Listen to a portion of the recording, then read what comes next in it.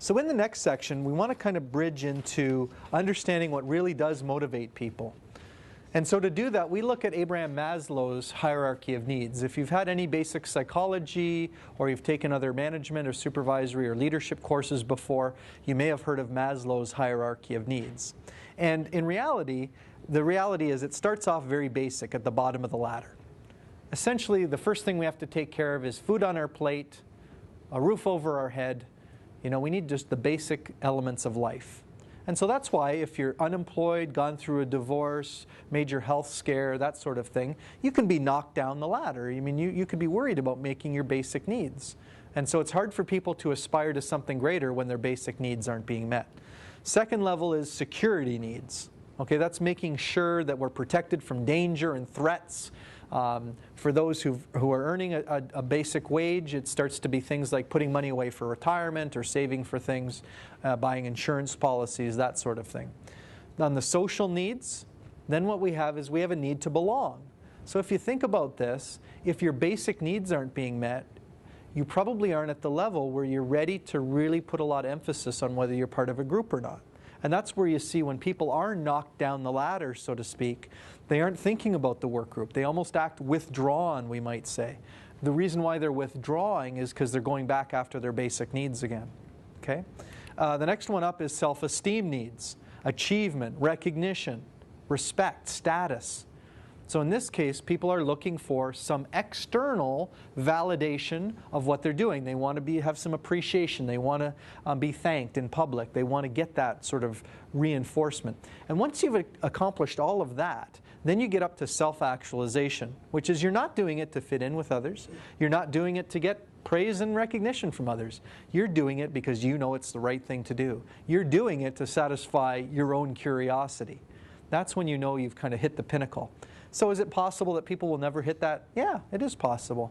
And yet, as a supervisor or as a work leader, the issue is we can't do too much about the physical and the job security needs. A lot of that is beyond our control.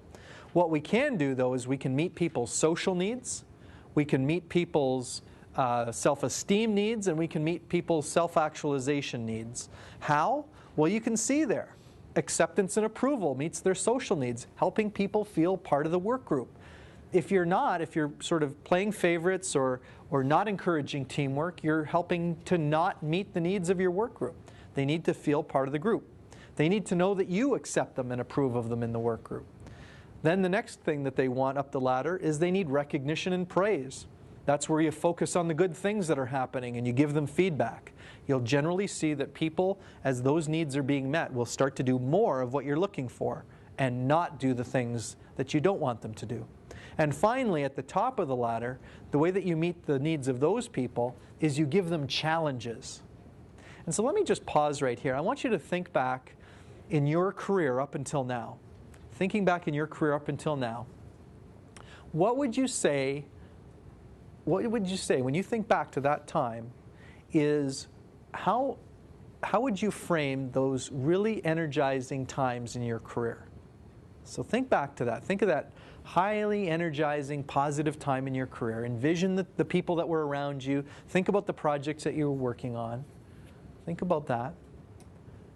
And then think about what are those elements that made it energizing and exciting. Let's delve into John's past to see when he was the most motivated. Aw, man, we ain't never gonna make any money like this. I know, I haven't seen anyone in 20 minutes. Maybe we should have set up somewhere else. Hey, mister, you want to buy some lemonade for 25 cents a cup? How about 20 cents? Ah, darn. Hey, Bobby! Bobby! Want to buy a glass of lemonade for 20 cents? No, I don't want any. Come on, 15! No. You know what? This isn't going to work. With the cost of lemons and sugar and cups, we're not even breaking even at 15 cents. I know we spent so much money already on lemonade and cups and all that stuff. Maybe we need to promote our product a little better. I've got an idea.